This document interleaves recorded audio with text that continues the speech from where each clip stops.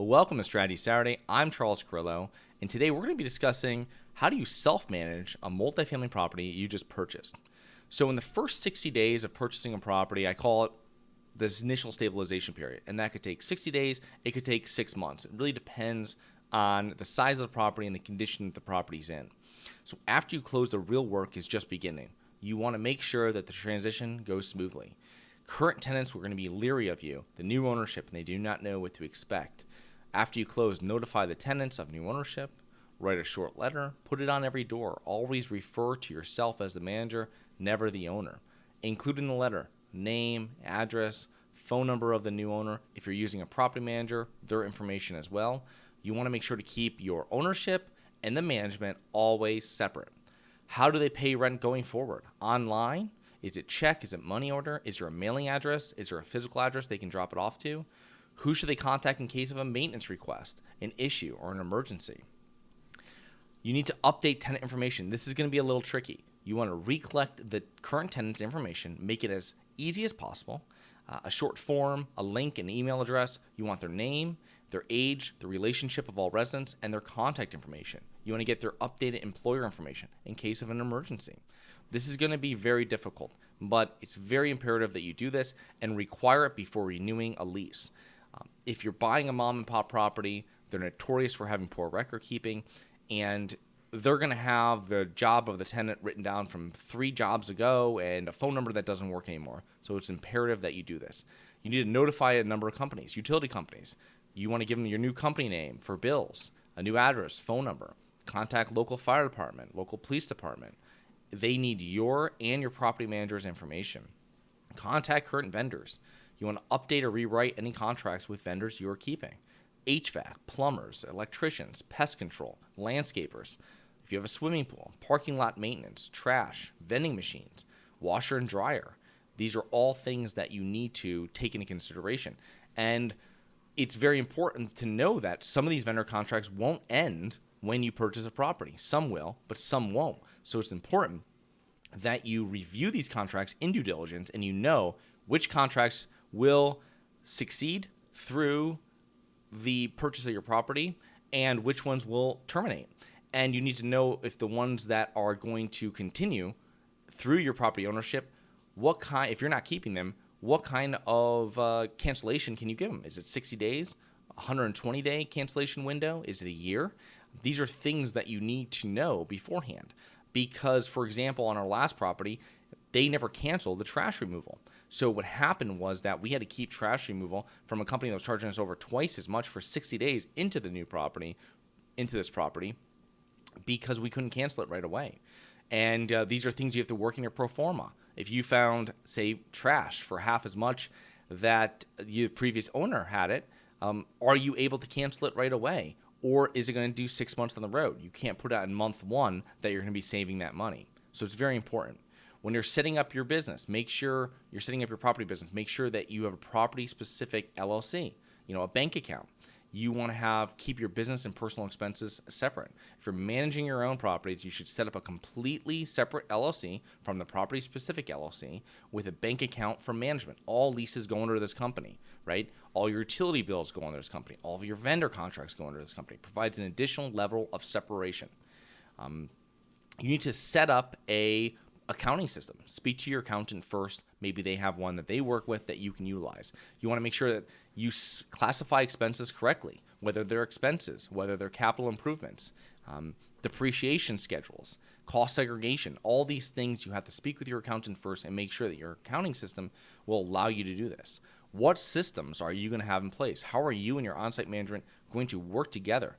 If no on-site management, you still need to have and record procedures. This is going to make it much easier for you to run your business and to, at some point, step away from your business. What do you do with rent collections, late payment procedures, maintenance systems, scheduled maintenance, scheduled inspections, property upkeep? What are marketing procedures, leasing procedures, accounting procedures? So a property goes vacant today. When do you start advertising it? When should that property be ready?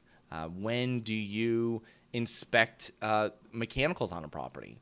When do you do janitorial on the hallways of the property? When is the property, when do you put out for bid certain vendor contracts on the property? These are all things that you need to record, and obviously you're going to edit them as you go. It's important to start writing down and recording these procedures. Do you need an on-site manager? Self-management doesn't mean that you're doing everything. It just means that you're not using a professional third-party management. You can build your own team, and I highly suggest you do. I didn't when I started, and I suggest you do it as soon as possible. You don't want to do everything, such as collecting rent, fixing toilets, dealing with tenants, dealing with leases, and everything that goes with that. You want to do more high-level activities, and you want to put these quote-unquote $20 an hour jobs to someone else. How do you compensate your on-site manager or superintendent? And do you need one? It depends on the size of the property and task, full-time or part-time. How much are they doing? What are they doing? How many hours per month are they working? What is the deal if you're inheriting them? What is the deal that they have with the previous owner? How are you going to compensate? Rent discount only, free rent and compensation? What possible tasks are you going to have them do? These can include showing units, talking to tenants, working with contractors, opening doors for contractors, opening doors for utility companies, setting appointments, answering tenant calls, handling emergencies, handling landscaping, sweeping and cleaning, janitorial services, make ready, paint, clean, minor maintenance. Are they a handyman?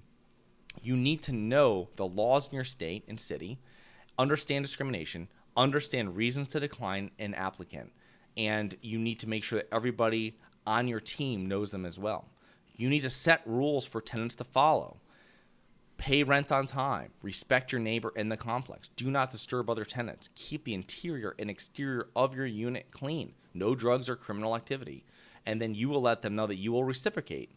A safe and clean place to live. Legitimate maintenance requests will be handled quickly, right? If something happens in your property, call us. We'll come out right away to take care of it. But when rent's due, pay your rent on time. Make sure to accept only certified funds upon move-in. No keys until utilities are switched over, and a property report is signed by everyone. Okay, so what this means is that certified funds, no checks when someone moves in. You have to make sure all the utilities are switched over. This is if you bill for water, that has to be done. Electric and natural gas. If you guys have oil, if you have oil heat, something like this, that's terrible, and you should get rid of it and switch it to natural gas as soon as possible. But you're going to have to figure out the oil levels in the tank and what you compensated the last tenant for that you bought from them. Now you're going to have to work out with your tenant. But if you have oil, it should be in your 1 or 2 year plan to get rid of oil and get natural gas for all your heating. You need to respect your tenants. If they damage something, they have to pay for it immediately. If they broke, say, an interior closet door, right? Don't let them take it out of security deposit. Don't let them push it back to the end of the lease. Say it has to be fixed right away, okay? Just not if it's something exterior. Has to be done. You don't want them to forget about it, and then when they move out, at some point, you're not going to be able to get compensated for that. It's very important.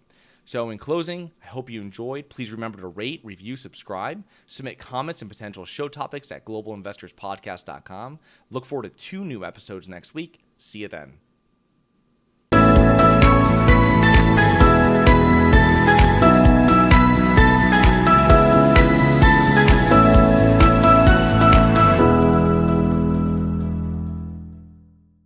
Nothing in this episode should be considered specific, personal, or professional advice. Any investment opportunities mentioned on this podcast are limited to accredited investors. Any investments will only be made with proper disclosure, subscription documentation, and are subject to all applicable laws. Please consult an appropriate tax, legal, real estate, financial, or business professional for individualized advice. Opinions of guests are their own.